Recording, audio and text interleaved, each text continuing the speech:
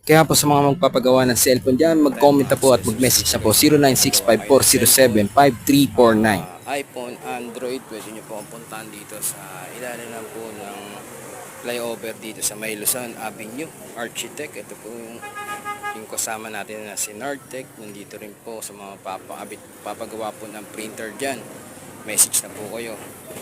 Cellphone repair shop po at mobile laptop, meron din po tayo. Pagdating nyo po dito, makikita nyo po yung mga tinda dito na nyog. Yan. Kaya si Idol nagtitinda yan ng mga manok yan. May nyog po dito. Yung harapan ko po ay bakery po. Ito sa loob po ng palengke. Yung dati natin pwesto dito. So, tayo.